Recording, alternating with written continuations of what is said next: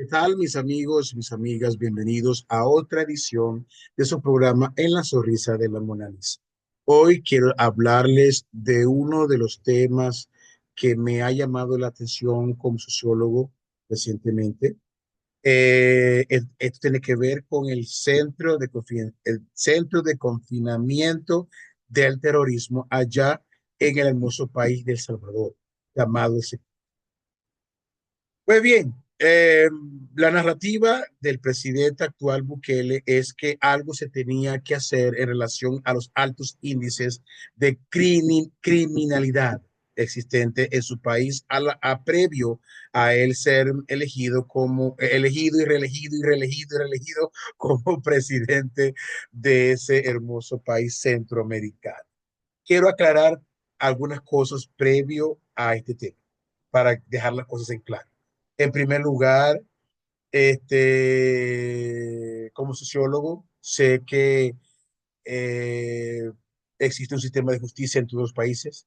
Sé, como dice Rousseau en su libro El contrato social, nosotros decidimos hacer un contrato social entre los que vivíamos en el salvajismo, en la ley del viejo oeste, en donde cada quien tomaba las justicias por su mano y donde cada quien hacía lo que quería y no había límites, no había orden, había caos, había desorden. Y pues decidimos, según Rousseau, ponerle fin a eso. Nos reunimos para aquel entonces lo que vivíamos en ese estado, ¿verdad? La anarquía de desorden y decimos, vamos a hacer una sociedad, vamos a hacer un contrato social donde vamos a enjuiciar al que se porta mal y condenarlo a tantos años de acuerdo a su delito, vamos a meterlo preso, vamos a inventar cárceles, vamos a defender también a los que son inocentes, ¿ok? Esto para que quede claro. Yo soy partidario de eso. Es decir, defiendo a la justicia, defiendo la presunción de inocencia hasta que la ley demuestre lo contrario. Estoy dejando en claro algunos principios, algunos conceptos claves para que me entiendan en lo que voy a explicar a continuación. Ya van a saber por qué lo estoy diciendo previo. Estoy dejando estos conceptos previos.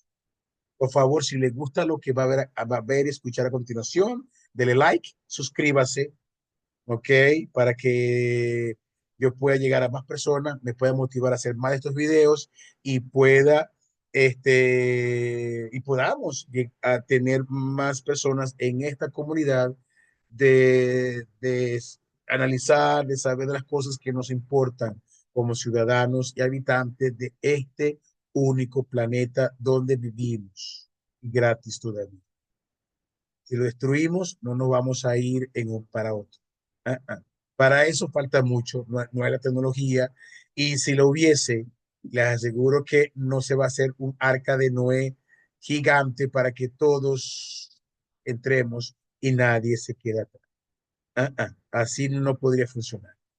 Pues bien, el otro punto es que todos tenemos derechos, todos tenemos que ser representados ante un sistema de justicia, de respeto por el debido proceso. Este va a ser una frase, este va a ser un concepto jurídico, sociológico, eh, penal, ¿verdad? Que hay que defender hasta el último. La presunción de inocencia, el derecho al juicio, al justo proceso, que se le respete sus derechos a todo el mundo a la hora de ser enjuiciado, encarcelado y en consecuencia condenado. A lo largo de la historia, en muchas cárceles o en casi todas las cárceles del mundo o en todas las cárceles del mundo, el sistema judicial lamentablemente ha cometido fallas. Hay países donde tú puedes demandar al Estado o al sistema de justicia cuando tú demuestras con los años tu presunción de inocencia fue, fue violada. Tienes derecho. Hay países que no, donde tú no puedes hacer nada, donde tú tienes que pagar tantos años. Hay países donde te compensan si con el tiempo descubren que tu justo juicio, derecho a defenderte, derecho a defensa, saber por qué se te acusa, ver los cargos, ver las pruebas, todo eso. Dentro de este marco de conceptos jurídicos, judiciales, legales, constitucionales, y dentro de lo que se enmarcado del derecho dentro del derecho internacional, quiero hacer este programa. ¿Quede claro, ok? Muy bien. Eh, ese COT, como usted bien sabe, es la cárcel más famosa que Alcatraz, sin duda alguna. Se ha convertido en una cárcel tan famosa que imagínense que hasta el New York Times envió a alguien a hacer un reportaje y a ver a los reclusos allí, a los presos, a los encarcelados. Ok, muy bien. Yo titulé este programa SECOT. ¿Es una cárcel? ¿Es un laboratorio social o es un museo? Vamos a ver el por qué yo pongo en perspectiva la caracterización de SECOT en estos tres términos. Vamos a continuación. En primer lugar, vamos a hablar del concepto de cuál es el propósito de una cárcel. Una cárcel se puede crear para tres cosas. Perdón, para cuatro cosas, como dicen allí. Usted puede, en la cárcel, las cárceles se hacen para aplicar pena de condena, es decir, castigo también, para educar a los que están allí presos, ¿verdad? Porque muchos no están condenados de acuerdo a la tipificación de castigo como cadena perpetua, como hacen en Estados Unidos, la cámara de gas, la silla eléctrica, el fusilamiento, cadena perpetua, 25, 10 cadenas perpetuas, 50 años, 80 años, 90 años. En Estados Unidos es diferente, ¿verdad? Es un país que tiene un sistema penitenciario carcelero extraordinario. Muy bárbaro para lo que hoy se refiere al siglo XXI en relación a la forma de cómo aplican sentencia, particularmente con la cámara de gas, la silla eléctrica, la inyección letal o el fusilamiento. Más allá de ese discurso, las cárceles no están eh, tipificadas, no están concebidas nada más para eso. Las cárceles también tienen que estar enmarcadas dentro de una interpretación de que qué hacemos con los que cumplen su condena allí. ¿Cómo, qué hacer para que ese condenado, ese preso, no vuelva a delinquir, no vuelva a tener razones para volver a convertirse en un criminal y en alguien alejado de la norma, ¿verdad? Enmarcado en la norma subyacente de que nadie tiene derecho a quitarle la vida a nadie, excepto que sea en caso de defensa personal, ¿cierto? Entonces, el último elemento es la reinserción. ¿Cómo hacemos o cómo se tiene que hacer para que alguien que haya cumplido una pena por un delito que cometió, cómo insertar en la sociedad? ¿Cómo se le puede ayudar en esa transición? ¿Cómo se le puede permitir a ese individuo que en teoría debe salir reeducado, reenfocado, con una perspectiva hacia el valor de la vida, hacia la dignidad de las personas y hacia su reconocimiento como un individuo que vuelva a tener derechos y deberes? Ese es el propósito de una cárcel. No solamente aplicar sentencias condenatorias, no solamente para aplicar sentencias este, este, mm, carcelarias, sino también tiene que pensarse que los centros de reclusión, las cárceles, deben ser espacios de reeducación o de educación y de reinserción.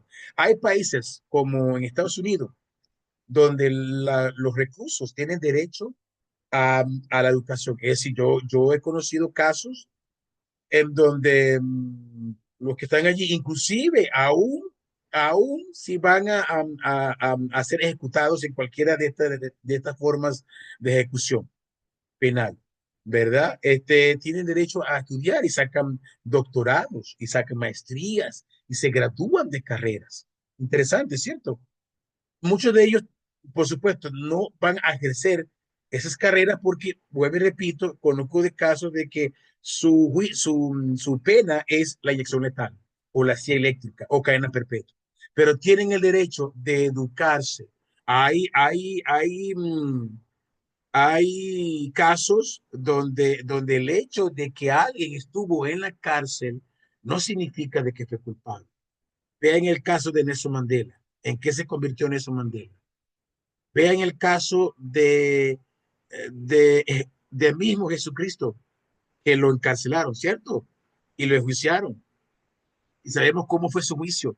Y sabemos cómo fue su condena. Y cómo se aplicó la condena. La metodología, la forma como se le trató. ¿Sigo es suficiente? Entonces, vamos a estar claros en este punto. Entonces, en conclusión, no todo lo que están en las cárceles son tipificados como criminales. Y en todos los países hay historias y casos de esos. Eso por ahí. Muy bien. Hay un concepto interesante, uno de ellos dentro del sistema judicial, el derecho a la defensa, el de la presunción de que todo el mundo es inocente hasta que se muestre lo contrario, mediante un juicio justo, que se respete la defensa, tenga un juez, un fiscal, un abogado de este acusador y uno defensor, testigos, hay un jurado, hay una sentencia, hay una revisión del caso. Cuando se violan estos elementos, no hay que aplaudir la forma contraria de cómo se debe de aplicar justicia express o justicia inmediata. En el caso de Venezuela, los que protestaron post 28 de julio, se les aplicó precisamente eso. Palabras y grabaciones del presidente de facto actual, Nicolás Maduro, dijo frases como, van directo a Tocorón y a Tocuyito, inclusive los sentenció por terroristas, sin el debido proceso. Y se llenó la boca cuando fue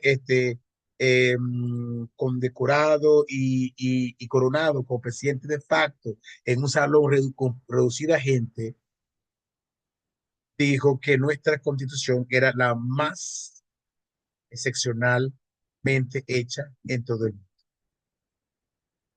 Donde obviamente eso alude a la idea de que debemos de tener el mejor sistema de judicial, donde los derechos humanos es la palabra bonita, es la palabra que adorna todo el marco de derechos sociales, económicos y políticos y judiciales de todos los que somos ciudadanos venezolanos, ¿cierto? Pero no, no. Se les criticó eso, se les llamó, se hizo el llamamiento, ¿dónde está la ONU? ¿Dónde está la Comisión Interamericana de Derechos Humanos? ¿Dónde está la Corte Penal Internacional? ¿Dónde está, a ver, dónde están los buenos? ¿Dónde están los entes que se han creado para evitar estas clases de brutalidades, de estas clases de injusticias? Y el gobierno se hizo el sordo y el ciego y defendió la narrativa que esa gente tenía que ir directo. No vi la logna, no vimos la logna allí defendiendo a los menores de edad. Después se fueron soltando de a poquito, de a poco, a raíz de acuerdos políticos para dejarlos a ellos aún en el poder, sacrificándolos. Ahora están en la narrativa de hablar de derechos humanos, de crímenes, como dijo el fiscal general, la joyita, de lesa humanidad a los que están siendo deportados de Estados Unidos. En el SECOT, que es un ente de tortura, y no lo digo yo, hay víctimas, hay personas que estuvieron allí.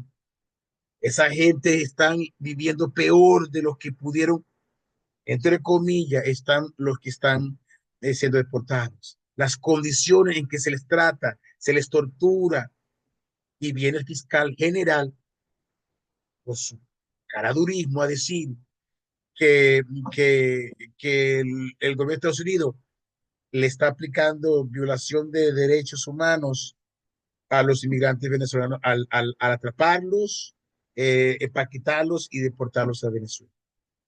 Hablar el fiscal de crímenes de lesa humanidad, por favor,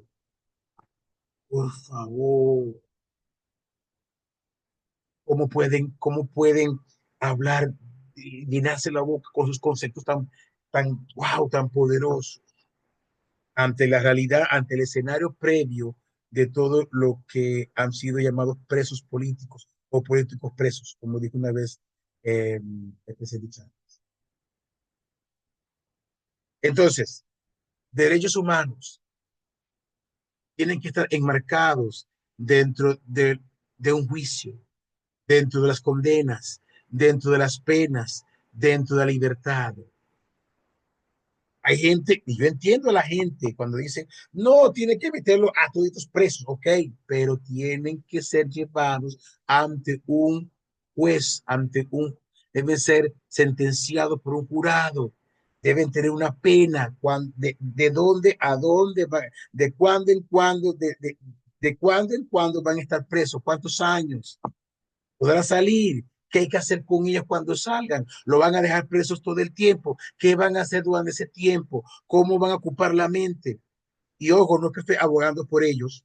Lo que pasa es que nada te afecta cuando no tienes, nada te afecta cuando no te afecta. Pero cuando algo te afecta y vemos madres peleando, no solamente de los casos de los de Venezuela, sino de inclusive los de el propio país, del hermoso país Salvador.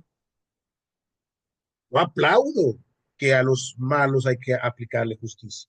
No soy defensor de eso, pero hay que hacerlo enmarcado dentro de la legalidad. ¿Por qué? Porque usted estaría cometiendo crímenes al sencillamente aplicarle sentencia, ni siquiera juicio, sentencia express. Y hay madres que tienen hijos allí que defienden a sus hijos, no solamente porque asumen que son inocentes. Ese es un discurso aparte. El discurso que quiero tener aquí, la línea discursiva es que ellas son madres, son familiares, hijas, esposas, madres, hermanas, sobrinas, que desean que sus familiares tengan un justo juicio. Llevado ante un juez con, con una serie de presunciones, hizo esto, hizo aquello, se le hace el juicio, se escuchan las versiones a favor y en contra, el jurado escucha, medita, llega a la conclusión, se les ponen la decisión por cada acusación, viene el juez, hace la sentencia y si es culpable, se emite el tipo de sentencia, es el tiempo o el tipo de condena. Si no se hace eso, no estamos en un sistema de justicia enmarcado en el derecho internacional, en la Corte Internacional Penal, en todo eso, porque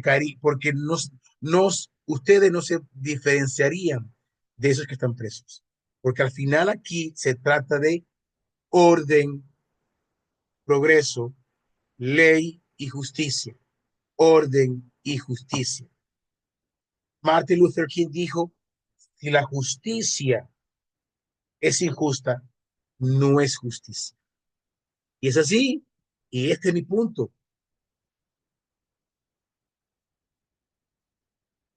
Entonces, ese COD no es una cárcel. Quizás sí, quizás no.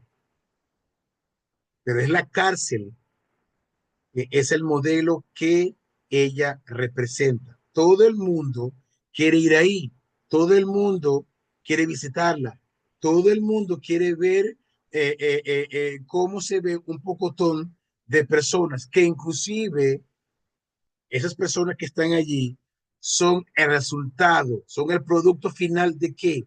¿Qué falló hacia atrás? La familia, la escuela, la institución, los valores, el gobierno. Yo tengo una teoría llamada el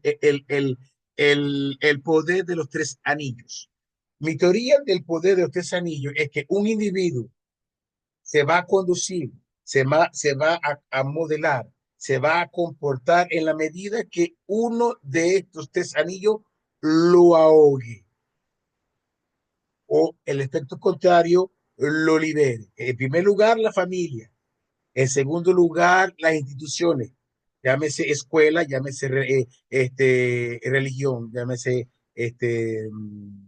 religión, sí. Y la tercer anillo es las instituciones, como y la sociedad, como las instituciones de su país, como la sociedad, como los códigos, como los conceptos que trabajé en el modelo que se va a proponer en Venezuela de equidad o igualdad, ¿ok?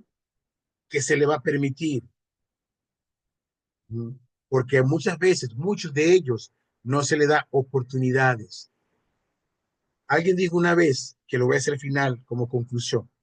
Entonces, no es una cárcel como cualquiera, es la cárcel, la cual resulta ser, viene a convertirse, se ha convertido, y no sé por cuánto, en el modelo que ella representa. Es decir, donde usted sencillamente tiene, como aquí muestra la imagen, a X cantidad de prisioneros uniformados, tanto en físico como en vestimenta, hacinados. Y ustedes saben lo que trae tener a una cantidad de individuos en esas condiciones. Hay teorías. Yo les voy a hablar algunas de ellas. El SECOD es un laboratorio social. ¿Saben por qué? Porque en el SECOD, como todas las cárceles, y voy a hablar de la teoría de los grupos, en todos los grupos, particularmente de este tipo, ¿verdad? Está el ambiente, el espacio, pero ese espacio no es uniforme. Es decir, hay código de conducta que se tolera y que no se tolera, que se permite y que no se permite. Hay grupos, pueden ser étnicos, pueden ser raciales, puede ser de nacionalidad. Ahí ya van entrando venezolanos. Y el que ha estado preso sabe de lo que estoy hablando. Ojo, yo he estado preso. Nunca he estado preso, por supuesto. Pero déjeme decirle que tengo familiares que han estado presos por una u otra razón. ¿Ok? Y hay series de televisión como Prison Break. Hay documentales que ustedes pueden ver cómo se mueve, cómo se comporta, cómo es la dinámica social en espacios como estos. Cómo es la rivalidad en ese code entre ellos. ¿Quién es el jefe? El primer jefe, el segundo jefe, quién manda, quién dicta las órdenes. Eso los carceleros no lo pueden evitar. Olvídense. La autoridad, ¿quién tiene la autoridad allí? El control, ¿quién lo ejerce? ¿O quién lo ejerce? ¿Qué grupo, de qué grupo allí lo ejerce? Y el poder, cómo se diversifica a través del control, de la autoridad, de la rivalidad, de grupos, de los grupos y de los códigos de conducta en sus normas. Es un laboratorio social perfecto para ver cómo en este modelo de cárcel se está evidenciando, se está desarrollando, se está viendo estos elementos que son dignos de estudiarse para ver si en esta cárcel no permiten estos elementos para que no se considere un laboratorio social, un experimento social. ¿Ustedes creen que estos que estos presos aquí, aquí hacen ejercicios, pero no vemos bibliotecas, no vemos espacios de meditación, de religiones, grupos de ayuda psicológica. No vemos esa parte llamada pensando en los que algún día van a salir. ¿Qué piensan ustedes? Que ellos algún día van a... ¿qué piensan ustedes que va a ocurrir con ellos si no se les aborda de esa manera, de una manera integral? Es un museo. ¿Sabes por qué digo que es un museo?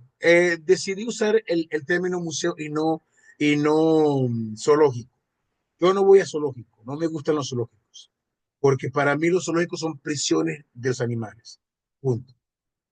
Mi hija ama ir a los zoológicos, pero yo no. Es más, yo no la llevaría a un zoológico. No, no, pero ella sí ha ido en sus grupos escolares, ella ha ido. Ella ha visto los animales presos, porque es eso, presos. Soy partidario de ver a los animales libres, corriendo y saltando. Pero se supone que nosotros, los seres humanos, somos más racionales, somos más civilizados, ¿verdad? Entonces, el SECOL es un museo. ¿Qué cárcel de este mundo ha tenido las visitas, por ejemplo, como aquí, como la secretaria de Seguridad Nacional de Estados Unidos, nada más y nada menos? ¿Ah? ¿Qué cárcel del mundo les visita el presidente de su país, como lo ha hecho Bukele? ¿Quién ha ido? Reporteros tan prestigiosos como este del New York Post o como la ministra, creo que del Interior, Brubich, de Argentina. ¿Quién?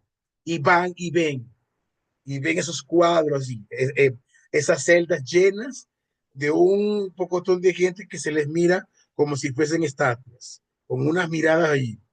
Y la gente ama, los líderes aman ir de muchos países, ir a ver lo que se muestra en el sector,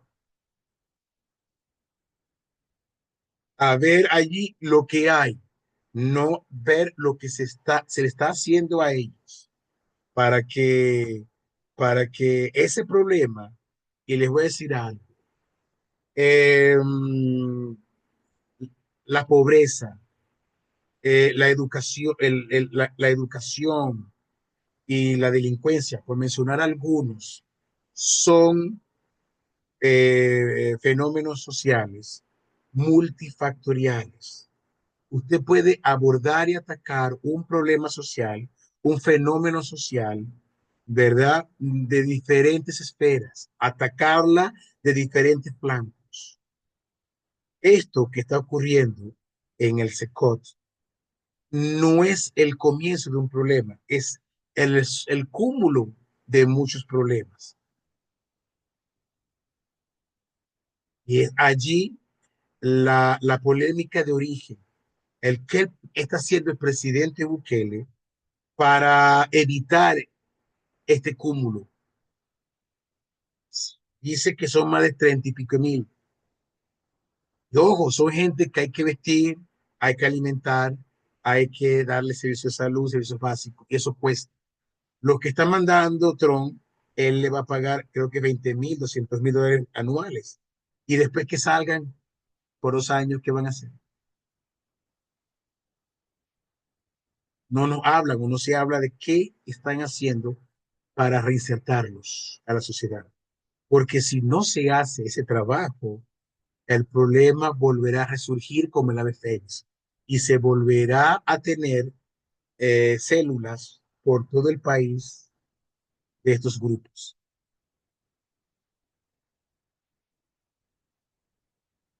Yo creo en el poder de la justicia. Yo creo en el poder de que hay gente que puede cambiar dependiendo de los delitos que hicieron. Y que como todos estaríamos de acuerdo, y el que tenga que pagar, pues que pague lo que hicieron.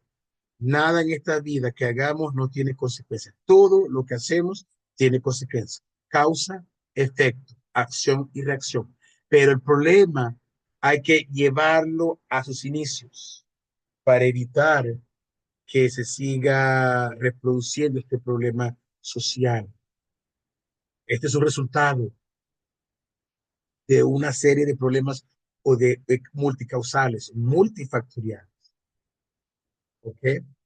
La polémica es que aquí se está llevando gente sin el debido proceso, sin la presunción de inocencia, como se le aplicaron a Dani Álvarez allá en España por, por su caso de una supuesta violación a una joven en una discoteca. Entonces, eh, se ha llevado gente con producto de acuerdos, no de juicios. Y una cárcel es para llevar gente que han sido procesadas, que han sido llevadas ante un tribunal, ante un juicio, ante un jurado, ante un juez, ante un abogado defensor y un acusador, y se les eh, condena o se les libera. ¿Ok? Entonces, las críticas no solamente a Bukele, sino al gobierno de Trump, es que se está haciendo de una forma violatoria a todo lo que significa la legalidad. Y es allí el dilema, es allí la polémica y es allí también mi observación. La justicia es independiente y es ciega, por eso es ciega, porque se tiene que aplicar a todos sin importar quién es. De hecho, al mismo presidente Trump se la estaban aplicando, aunque se escapó por los momentos de unas, como el asalto este, al Capitolio, pero ha tenido otra sentencia de 34 delitos y es un proscrito, ¿ok? Convicto. No confieso, me gusta negar, pero bueno, entonces la justicia debe estar por encima de los grupos de poder y del poder en sí, porque la justicia en sí es un poder. Y desde que hemos nosotros estado viviendo en sociedad, cuando decidimos hacer nuestro contrato social, como dice Rousseau, decidimos es que la justicia no debe tomarse por la mano de nadie.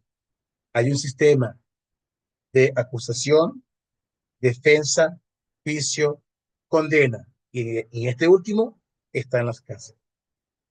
¿Ok? Entonces, esa es la crítica de sus retractores, que son dignas de ser oídas.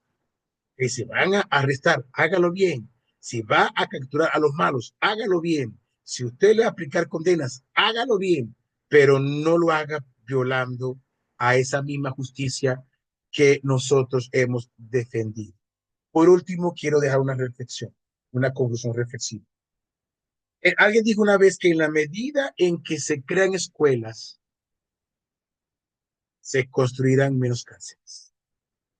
¿Verdad? ¿Es mentira?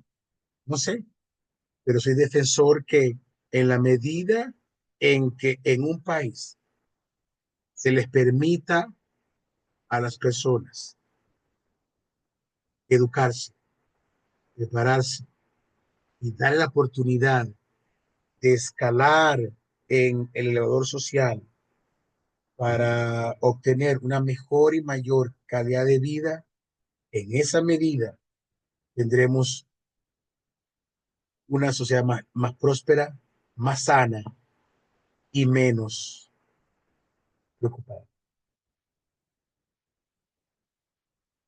Alguien ya dijo, mientras más escuelas se construyan, menos cárceles se harán. Yo creo en esa frase y la defiendo. Todos tenemos derecho a defendernos, que sea la justicia la que decida. Es mi reflexión y es mi propósito de este día. Defendiendo a nadie, pero como hijo de una madre sé lo que significa para una madre saber que su hijo, si es culpable, pues su amor siempre estará allí. Y si es inocente, lo quiere tener a su hijo. Esa es la realidad. Las cosas no se está haciendo bajo el marco de las leyes internacionales, ni bajo el concepto de presunción de inocencia, ni con un justo juicio. Que pague, pues que pague, pero que se demuestre que debe de. Y el que es inocente, ya sabe que se debe de hacer. No habrá más justicia cuando usted utiliza medios inmorales e injustos para eso. Así no funciona. Ese no es el camino. Aquí, el programa de hoy, se les quiere bien, se les quiere bastante, se les quiere bonito. ¿Está de acuerdo conmigo? Dele like. Si no, haga ahí abajo sus comentarios argumentados que yo los escucharé y los leeré. Dele like, suscríbase y ayúdame a llegar a más personas. Soy Juan Carlos Costa. Saludos por ustedes su programa En la Sonrisa.